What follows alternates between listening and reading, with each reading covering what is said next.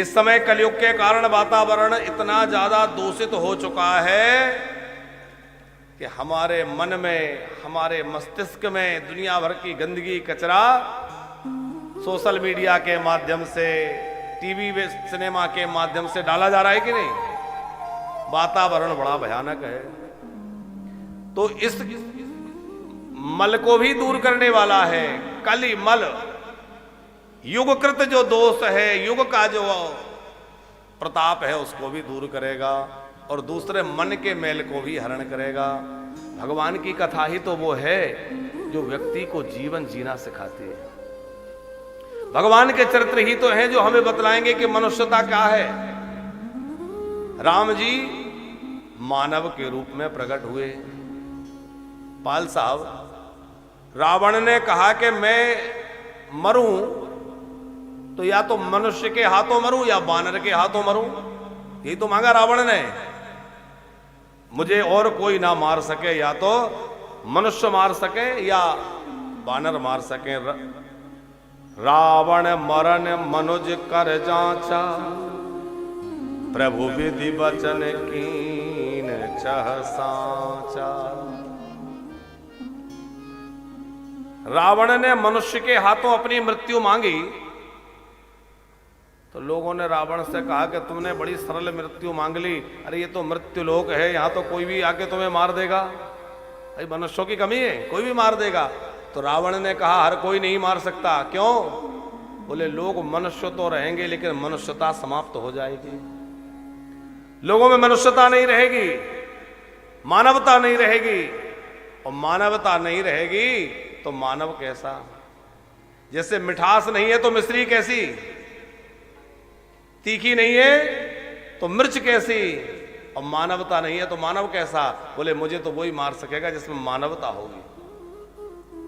तो लोगों ने रावण से कहा कि मानवता क्यों नहीं रहेगी? बोले जहां से मानवता का पाठ पढ़ाया जाता है मैं मानवता के उन ठिकानों को ही नष्ट कर दूंगा। तो रावण ने क्या किया? जहां जहां धैनु देव दुज पावहीं, नगर गांव पुर आग लगा वहीं। उसने वेदशालाओं को मिटा दिया, पाठशालाओं को मिटा दिया, यज्ञशालाओं को मिटा दिया, ऋषि मुनियों के आश्रमों को नष्ट कर दिया ताकि मानवता समाप्त हो जाए। अब मानवता मिटने लगी, राक्षसों का आक्रांत बढ़ने लगा। तो श्री राम जो है वह महामानव के रूप में प्रकट हुए। साक्षात परम ब्रह्म परमात्मा मानव बन करके प्रकट हुए और उन्होंने प्रकट होकर के कहा कि भाई मानवता की स्थापना हम करेंगे। राम जी ने आदर्श जी के दिखाया कि मनुष्य कैसे जिए, कैसे चले। राम जी जब प्रकट हुए तो उन्होंने आकर के मानवता की स्थापना की और रावण का विनाश किया। तो राम जी तो प्रकट हुए और उन्होंने लीला की, लेकिन उनका जो सुयश है, उनके जो दिव्य चरित्र है, यह जो रामचरितमानस है, राम जी की कथा है, ये आज भी मनुष्य में मानवता को प्रतिष्ठित करने वाला ग्रंथ है। मनुष्य का जीवन कैसा हो उसमें आज भी वह प्रतिष्ठा। मनुष्य बनना सीखना है तो रामायण पढ़ें, रामचरितमानस पढ़ें। आप कहेंगे कि ग्रंथ तो और भी हैं, सभी ग्रंथ प्रणम्य हैं, सभी वंदनीय हैं, सभी आदर्श ग्रंथ हैं, लेकिन रामचरितमानस एक ऐसा अद्भुत विलक्षण ग्रंथ है जिसमें हर पात्र की भूमिका, भाई से भाई का संबंध कैसा हो, पति और पत्नी के रिश्ता कैसा हो, मित्र के साथ मित्र का व्यवहार कैसा हो। राम जी जानकी जी के वियोग में रो रहे थे पाल साहब, और जब सुग्रीव की दुख की बात सुनी, दुख की व्यथा सुनी, तो अपना दुख भूल गए। और अपना दुख भूलकर जब तक सुग्रीव को उन्होंने राजगद्दी पर नहीं बिठा दिया तब तक अपने दुख का स्मरण नहीं किया। सुग्रीव के दुख में दुखी बने रहे और सुग्रीव को सुखी करने के प्रयत्न में लगे रहे। ये मित्रता है। और राम जी कहते हैं मित्र का दुख रजु मेरु समाना, निज दुख गिरि सम रज कर जाना। आज तो हालत यह है, पता चल जाए कि हमारा मित्र दुखी है, परेशानी में है, तो लगता है कि ऐसा ना हो कुछ मांग ले। और परेशानी में फंसे हुए मित्र का फोन भी आए, टाल जाते हैं, उठाने से बचते हैं, कहीं ऐसा ना हो कोई झंझट लग जाए, कह दे कुछ दे दो। कि कोई समस्या में फंसा दे, इसलिए दाएं बाएं हो जाते हैं। लेकिन धन्य है हमारे राम जी, कहते हैं कि मित्र का दुख यदि रजकण के समान भी है तो उसे पर्वत के समान समझे, और अपना दुख पर्वत के समान भी है तो उसको रज के समान समझे। पहले मित्र के दुख का निवारण करे, वो मित्रता है। तो वो कहने का हमारा मतलब यह है कि मित्र से मित्र का व्यवहार कैसा हो, पति से पत्नी का व्यवहार, पत्नी से पति का व्यवहार कैसा हो, पिता पुत्र के संबंध कैसे हो। रामचरितमानस सिखाता है कि नहीं, एक एक पात्र जीवन में कैसे जीवन जिया जाए, ये गाथा हमें कौन सिखाएगा? बोले रामचरितमानस सिखाएगा। इसलिए आज के समय में रामचरितमानस की उपयोगिता और अधिक बढ़ जाती है, जहां चारों ओर वातावरण इतना भयानक हो चुका है, चारों ओर जो है आधुनिकता के नाम पर फूहड़पन की होड़ मची हुई है। जितना फूहड़पन ज्यादा करो वो उतना ही ज्यादा आधुनिक। तो आधुनिकता के नाम पर जहां फूहड़पन की होड़ लगी है, वहां रामचरितमानस जैसे आदर्श ग्रंथ की उपयोगिता और अधिक बढ़ जाती है, क्योंकि लोग रामचरितमानस सुनेंगे तभी लोग आदर्श जीवन जी पाएंगे, तभी लोग सच्चरित्र बन पाएंगे। कैसा दिव्य राम जी का चरित्र है। जिस समय रावण की मृत्यु हो गई, मृत्यु होने के बाद रणभूमि में रावण पड़ा हुआ है और मंदोदरी विलाप कर रही थी। रोती हुई मंदोदरी ने विचार किया कि एक बार उस नायक को, उस व्यक्ति को देखकर आऊं जिसने मेरे विश्व विजेता, त्रिलोक विजयी पति को मार डाला। एक बार देखूं तो सही वो कौन है, कैसा है। तो वह मंदोदरी देखने के लिए गई। रावण मरा हुआ पड़ा है, रोती हुई मंदोदरी गई और राम जी भी एक शिला के ऊपर बैठे हैं, कुछ चिंता में। उन्हें लग रहा है कितना रक्तपात हो गया, कितने लोगों को मारा गया। राम जी कुछ गंभीर हैं, कुछ चिंतन में हैं। सहसा उनके ऊपर एक परछाई पड़ी, पीछे से मंदोदरी आई और मंदोदरी की परछाई पड़ी, और जैसे ही मंदोदरी की परछाई पड़ी तो राम जी सहम गए कि भाई कौन है। उठ के खड़े हो गए, देखा पीछे मंदोदरी। प्रणाम करके राम जी ने पूछा, देवी आप? उन्होंने कहा कि मैं अभागे रावण की साम्रांगी, उसकी मुख्य पत्नी मंदोदरी हूं, पटरानी हूं। आज्ञा करिए, आपका इस समय यहां आने का क्या प्रयोजन है? तो उस मंदोदरी ने रोते हुए कहा कि मैं कुछ लेने नहीं आई हूं, कुछ मांगने नहीं आई हूं। तो राम जी को लगा कि मैंने अपराध किया है, आपका सुहाग नष्ट कर दिया, तो आप कोई प्रतिशोध में आई है? बोले नहीं, मैं प्रतिशोध में नहीं आई हूं, कोई नाराज भी नहीं हूं। तो आने का क्या कारण है? बोले मैं देखने आई हूं कि ऐसा कौन है जिसने मेरे त्रिलोक विजयी पति को मार डाला। साधन मेरे पति के पास ज्यादा थे, आप तो वनवासी हैं। संपत्ति, साधन, सेना, शस्त्र सब मेरे पति के पास ज्यादा थे, फिर भी वह पराजित हो गया और आप विजयी हो गए। मैं देखने आई थी ऐसा आप में क्या है। तो राम जी ने कहा कि फिर कुछ आपको दिखा, ऐसा क्या है, या मैं कुछ निवेदन करूं? मंदोदरी बोली नहीं, मेरे प्रश्न का उत्तर मुझे मिल गया। क्या उत्तर मिला? तो मंदोदरी ने कहा कि उत्तर मिल गया, एक मेरा पति है जो दूसरे की पत्नी को जबरदस्ती वन में से, कुटिया में से छद्म भेष धारण करके मुनि का भेष बना के उठा लाया। एक मेरा पति और एक आप श्री राम है कि जिनके ऊपर किसी स्त्री की परछाई भी पड़ी तो वो सहम गए कि कौन है और उठ के प्रणाम करने लगे। यही आप में और मेरे पति में अंतर है। मेरे पति में यही चरित्र नहीं आ पाया, जिसका चरित्र इतना ऊंचा हो वो निश्चित ही रावण जैसे का विनाश करने वाला है। यदि हमें अपने अंदर के रावण को मारना है तो हमें भैया राम जैसा दिव्य अपना चरित्र बनाना होगा। आज चरित्र निर्माण की बहुत ज्यादा आवश्यकता है। आज चरित्र का जिस प्रकार पतन और क्षरण हो रहा है वह अत्यंत शोचनीय है, क्योंकि हमारे भारत राष्ट्र की जो गौरव है, गरिमा है, वह इसीलिए है कि यह आदर्श राष्ट्र है। यहां लोग बड़े चरित्रवान होते हैं। एक बार रावण से किसी ने कहा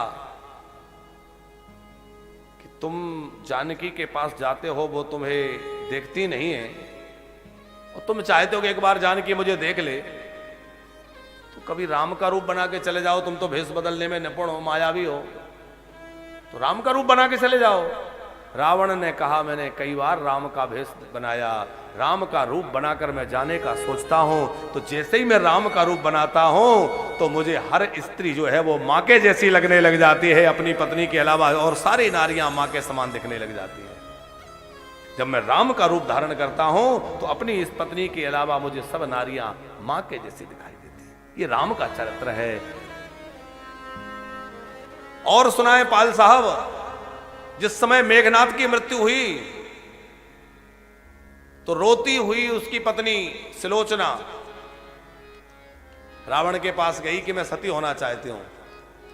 रावण ने कहा, तुम्हारी इच्छा है, अपने पति का अनुगमन करो।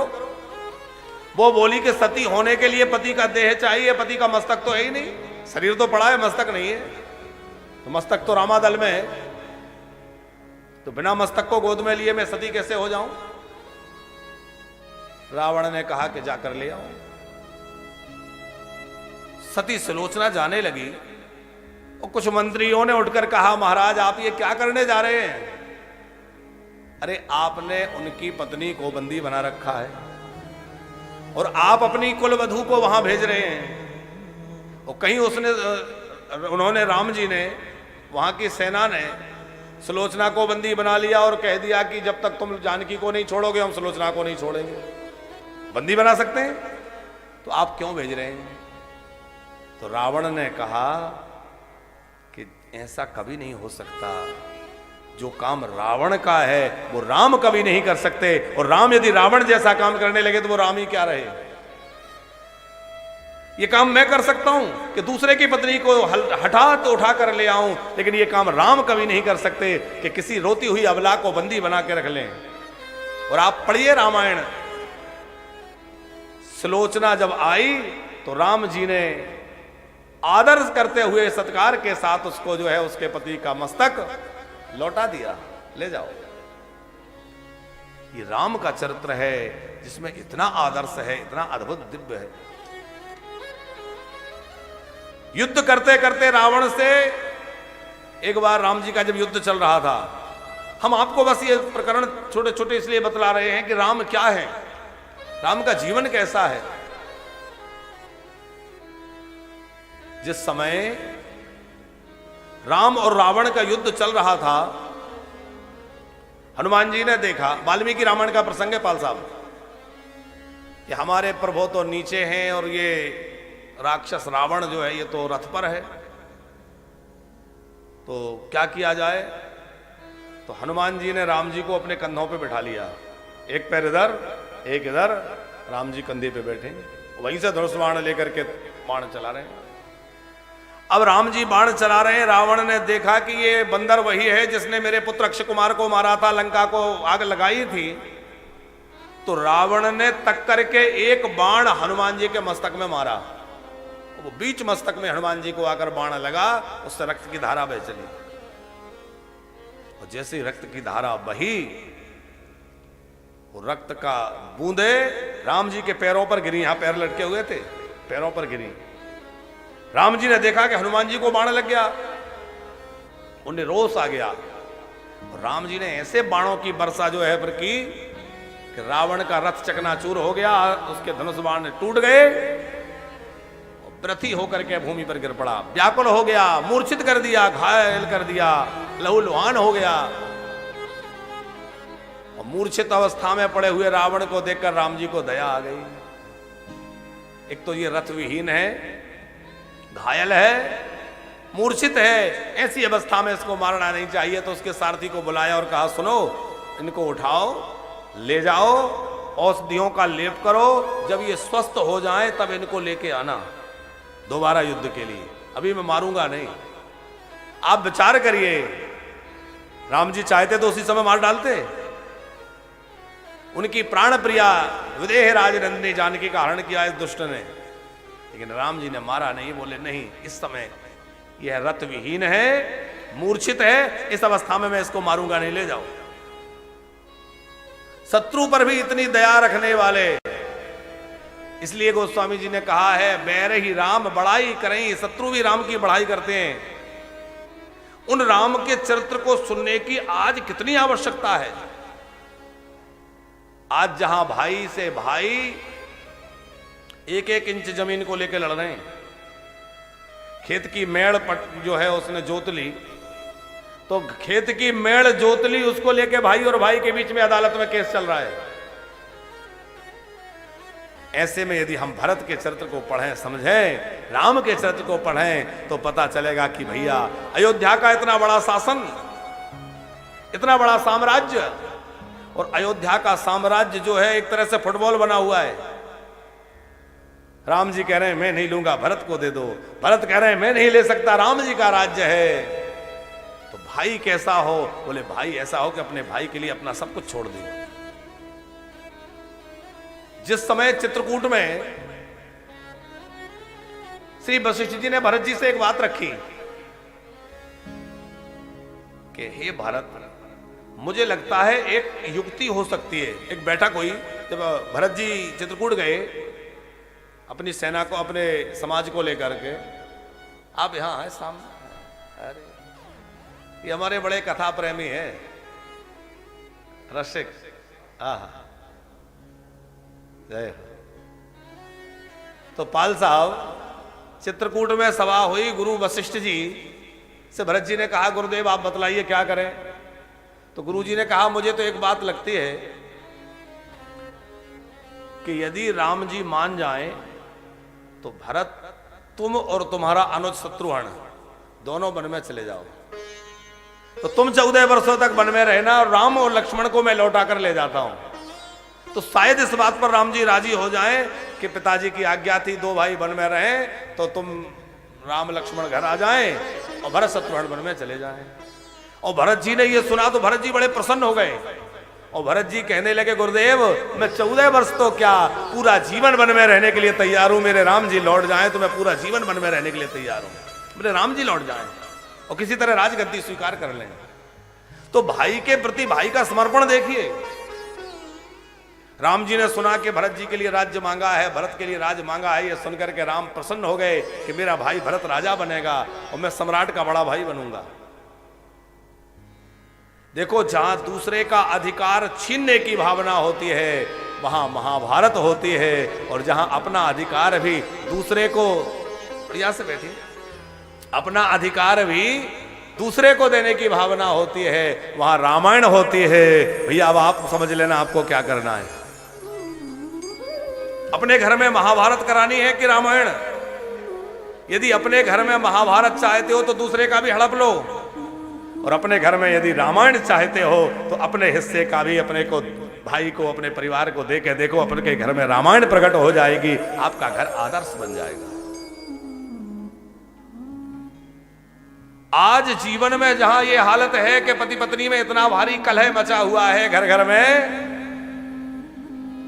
कि तमाम मुकदमे जो है अदालतों में जितने केस और दुनिया के चल रहे हैं उनमें लगभग आधे या उससे थोड़े बहुत कम पति पत्नी के झगड़े और तलाक के केस चल रहे हैं। पति पत्नी में कितना भयंकर कलह मचा हुआ है। दंपत्ति नाम च कल कलम।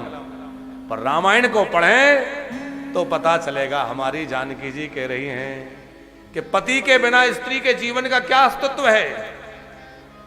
हमारी किशोरी जी कह रही हैं, जब राम जी ने कहा कि तुम वन में मत चलो, तुम घर में रहो, माताओं की सेवा करना, तुम सुकुमारी हो, तुम वन में नहीं रह पाओगे, तो जानकी जी कह रही हैं जिये बेनु दे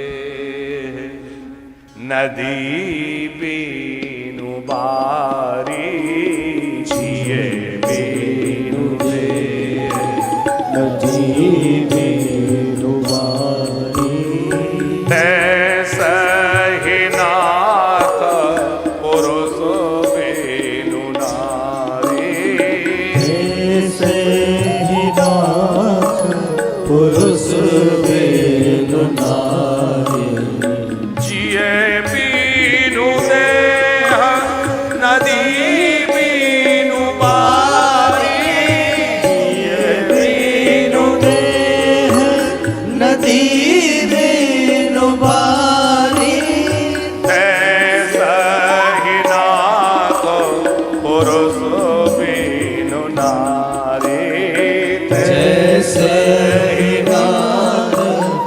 पुरुष दीनु नारी। बोले जैसे प्राण निकल जाने पर शरीर की कोई महिमा रहती है, प्राण चले जाए तो शरीर की कोई उपयोगिता नहीं है। और जिस प्रकार नदी से जल सूख जाए तो पानी सूख जाने पर नदी की कोई शोभा नहीं रह जाती, उसी प्रकार जैसे स्त्री का सुहाग चला जाए उसके जीवन की शोभा नहीं रह जाती। मैं बिना पति के रह के क्या करूंगी? ये जानकी जी कह रही हैं अपने पति के लिए। अब आप कहेंगे कि सारी बात स्त्रियों के लिए, क्योंकि ये बात बड़ी जल्दी उठती है। नहीं, राम जी भी कितना अपनी प्राण प्रिया का ध्यान रखते हैं।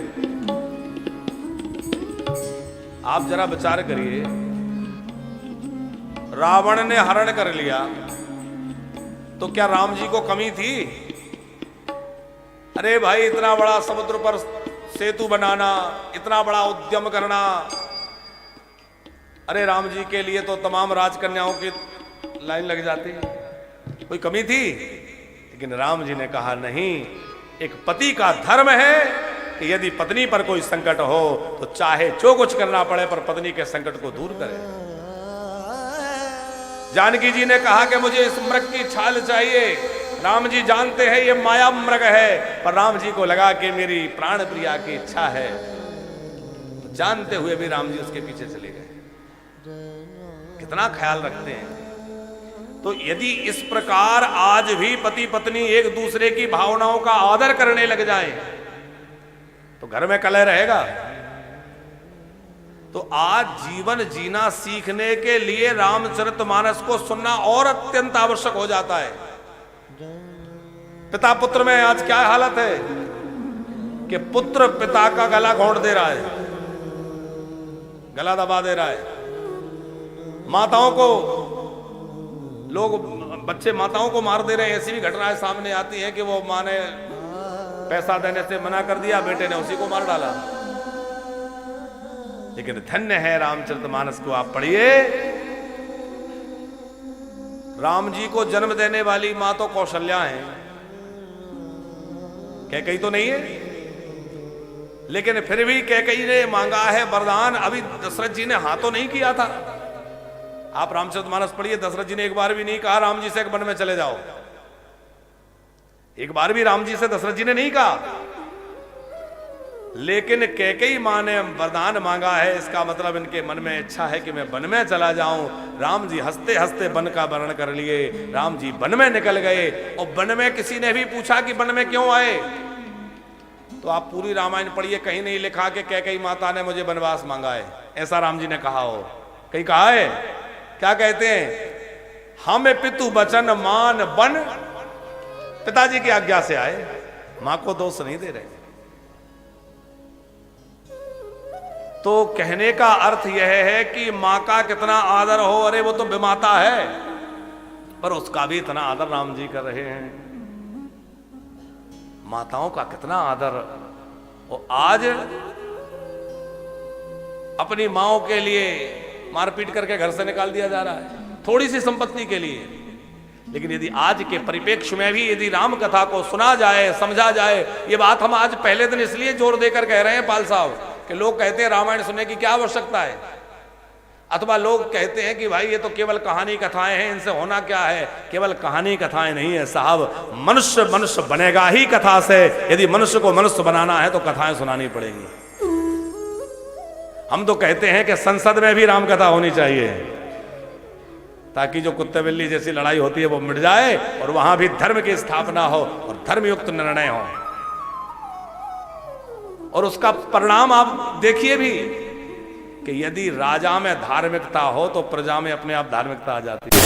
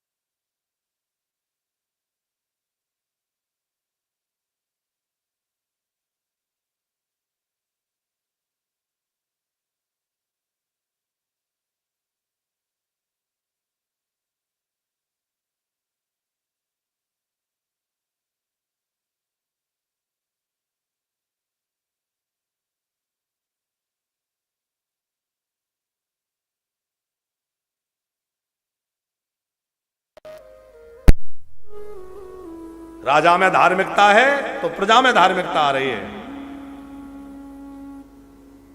और वो धार्मिकता आएगी किससे? बोले सत्पुरुषों का संग और भगवान की कथा से। कथा सुनना केवल कहानी सुनना नहीं है, कथा सुनना केवल परंपराओं का निर्वहन नहीं है, बल्कि कथा सुनना जो है जीवन जीने की कला है। जीवन में धर्म की प्रतिष्ठा कैसे हो, सत्य की प्रतिष्ठा कैसे हो, सदाचार की प्रतिष्ठा कैसे हो, ये सीखने के लिए कथा सुनना बहुत आवश्यक है।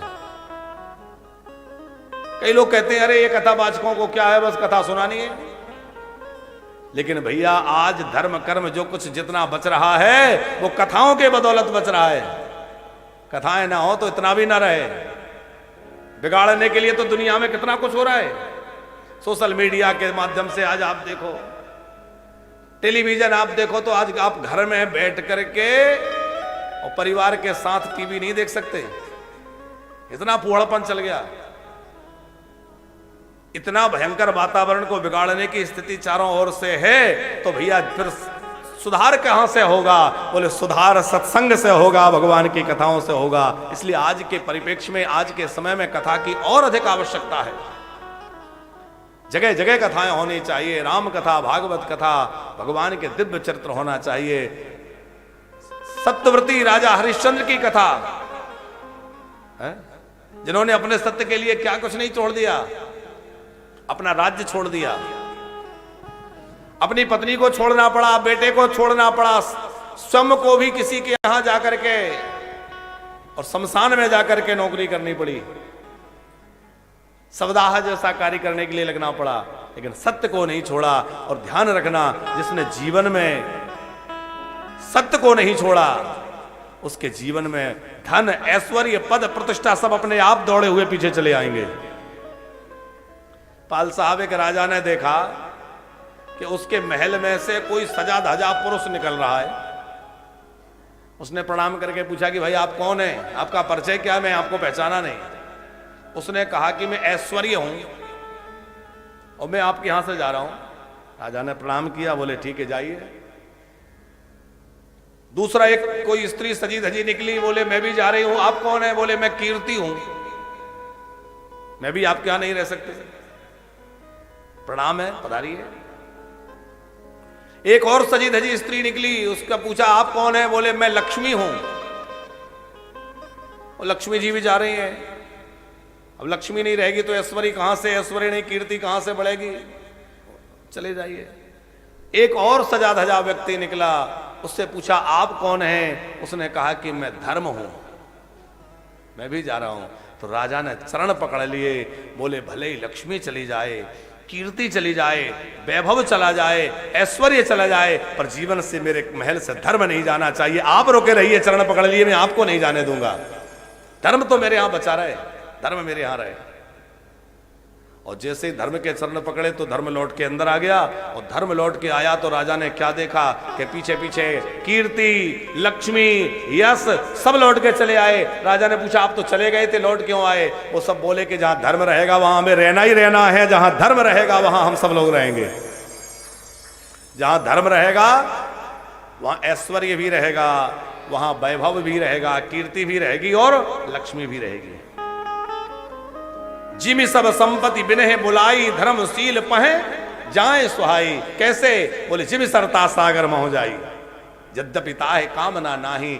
समुद्र को यह कामना नहीं है कि नदियां मेरे पास आए, फिर भी नदियां घुमड़ घुमड़ के दौड़ कर समुद्र में जाती हैं। वैसे ही जिसको भले ही इच्छा ना हो कि धन संपत्ति मेरे पास आए, लेकिन जो धर्मशील है, धर्मपरायण है, उसके पास अपने आप दौड़ दौड़ करके सब पहुंच जाते हैं। ऐश्वर्य, लक्ष्मी आदि सब। प्रभु राम का औदात्य दिव्य चरित्र हम लोग सुनने के लिए बैठे हैं। हमें निज धर्म पर चलना सिखाती रोज रामायण, अद्भुत रामायण। हमें निज धर्म पर चलना सिखाती रोज रामायण। निज धर्म पर चलना सिखाती रोज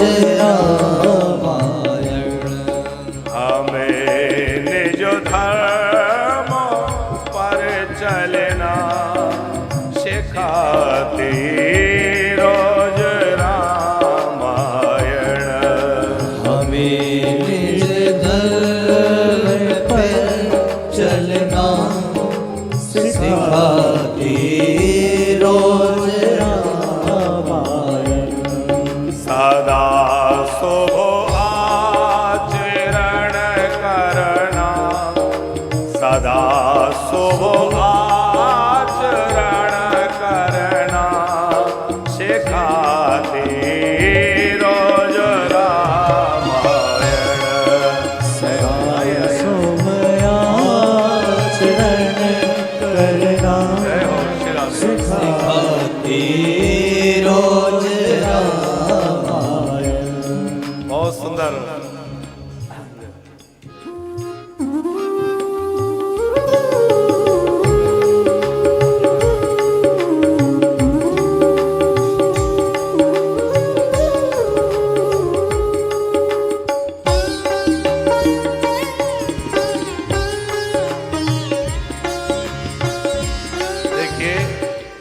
हम लोग जिन चैनलों के माध्यम से कथा का आनंद लेते हैं, अभी ईश्वर टेलीविजन, कभी साधना टेलीविजन, तो हमारे साधना ग्रुप के चेयरमैन साहब पधारे हुए हैं। गुप्ता जी, एक बार जोरदार तालियां। आदरणीय श्री राकेश गुप्ता जी और साथ में श्री अर्पण गुप्ता जी हमारे भैया जी पधारे हुए हैं। आप लोगों का बड़ा सहयोग है। देखो, हमें और आपको जोड़ने में भी चैनल माध्यम बना, तो हमारी वाणी को देश विदेश में पहुंचाने में, चाहे वो ईश्वर टेलीविजन के माध्यम से हो या साधना टेलीविजन के माध्यम से हो, आप श्री का बड़ा सहयोग रहता है। और अब तो बड़ी अच्छी बात है कि साधना टेलीविजन जो है वो और घर घर में जो 3DD जो है उस पर भी पहुंचने वाला है। तो सब लोग, आप लोग अपने अपने घरों में सब देखते ही आनंद लेते हैं। एक बार जोरदार तालियां आदरणीय गुप्ता जी के लिए।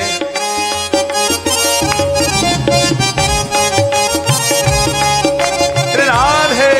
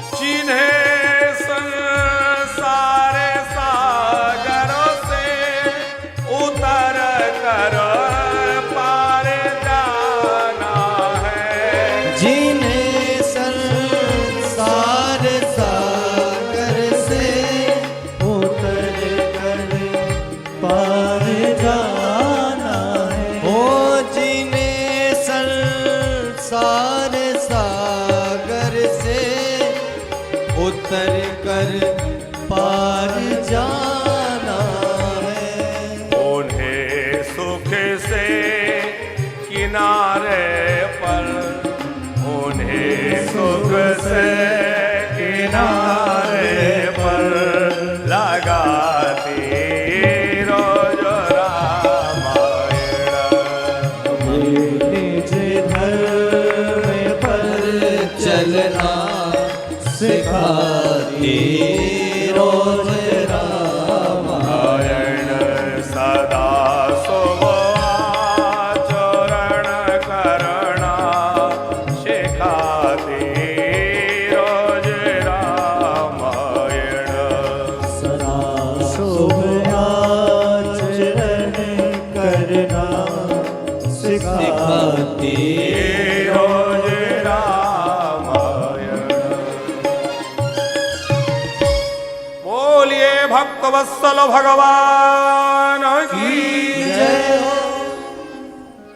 जीवन कैसे जिया जाए, जीवन जीने की कला सिखाती है रामायण।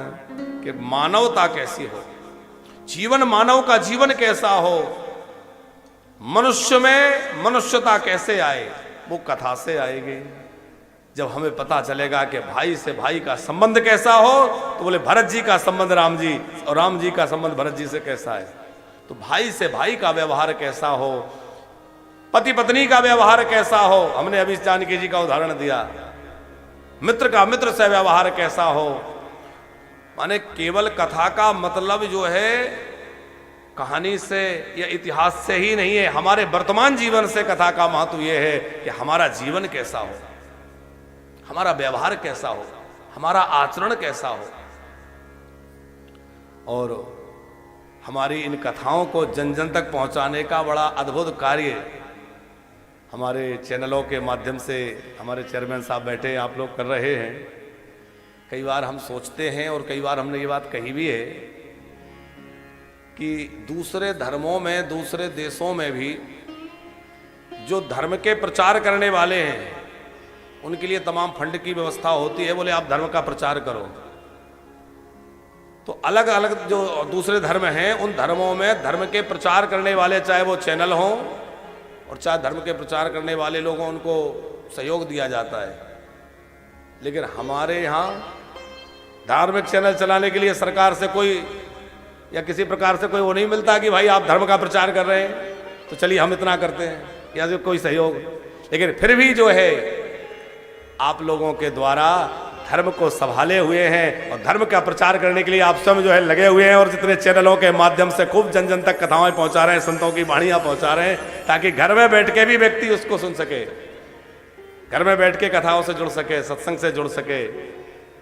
तो बड़ा महतीय कार्य चैनलों के माध्यम से हो रहा है, जो घर घर में जन जन तक भगवान के चरित्र, भगवान की कथाएं पहुंच पा रही हैं। बोली भक्तवत्सल भगवान की जय। राम जी का चरित्र हम लोग सुनने बैठे हैं, और राम का चरित्र इतना अद्भुत क्यों? बोले राम के जीवन में त्याग है, श्री राम के जीवन में तप है, श्री राम के जीवन में सत्य है, श्री राम के जीवन में प्रेम है, श्री राम के जीवन में करुणा है, श्री राम के जीवन में समर्पण है। हमें भी उस प्रकार अपने जीवन में सत्य, प्रेम, करुणा, त्याग, समर्पण लाना है। इसीलिए राम का चरित्र इतना अद्भुत है। राम जी जन जन में पूजे जाते हैं। अच्छा, हर मां चाहती है कि मेरा बेटा कैसा हो? राम जैसा हो। हर पत्नी की इच्छा मेरा पति कैसा हो? बोले राम जैसा हो। मेरा भाई कैसा हो? बोले राम जैसा हो। शत्रु भी चाहता, हमने अभी आपको सुनाया कि रावण भी कहता है कि बैर ही राम बड़ाई करई। बोले शत्रु भी मिले यदि, मान लो कोई शत्रु भी बने तो राम जैसा हो, जो शत्रु पर भी कभी निहत्ते शत्रु पर वार नहीं करता। चित्रकूट में राम जी बैठे थे, कथा हम कई बार सुनाते हैं, और जानकी जी वहां विराजमान है। उन्होंने कहा कि प्रभु आपके चरणों से देखो मेरे चरण ज्यादा सुंदर हैं। और राम जी बोले कि नहीं नहीं देवी, तुम्हारे चरणों से मेरे चरण ज्यादा सुंदर हैं। अब राम जी तो जानते हैं कि किशोरी जी के चरण ज्यादा सुंदर है, पर सोचा कि चलो थोड़ा विनोद हो, अयोध्या से आए हैं तब से गंभीर हैं, तो कोई चर्चा का विषय तो छिड़े, ठीक है। राम जी बोले मेरे चरण सुंदर है, जानकी बोली मेरे चरण सुंदर हैं। तकरार हो गई तो राम जी ने कहा कि लक्ष्मण को आने दो, वो ही निर्णय करेंगे किसके चरण ज्यादा सुंदर है। लक्ष्मण जी आए, राम जी ने कहा बतलाओ किसके चरण सुंदर है। लक्ष्मण जी बोले प्रभु मुझे इस संकट में मत डालिए, ये आप लोगों का आपसी मामला है। बोले नहीं नहीं आप निर्णय करो। तो लक्ष्मण जी ने जानकी जी के चरणों को प्रणाम करके कहा कि मेरी मां के चरण ज्यादा सुंदर है। अब जानकी जी प्रसन्न हो गई, राम जी थोड़े से उदास हुए। तो लक्ष्मण जी बोले मां आप प्रसन्न होइए, अच्छी बात है, पर पता है आपके चरणों की सुंदरता क्यों है?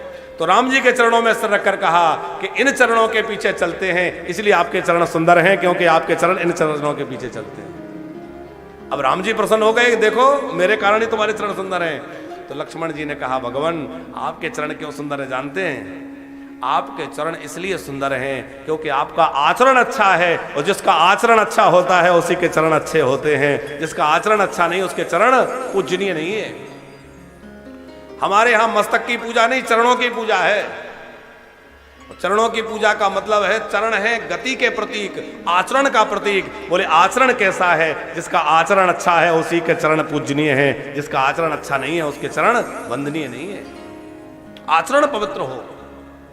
तो राम कथा क्यों सुने? बोले हमारा आचरण पवित्र बने, हमारा आचरण दिव्य बने, हमारे जीवन में सत्य आए, सदाचार आए, और जीवन में जो है धर्म की प्रतिष्ठा हो। रामो विग्रहवान धर्म, राम विग्रहवान धर्म है, मूर्तिमंत धर्म है। आज जन जन को उनकी कथा सुनने की आवश्यकता है।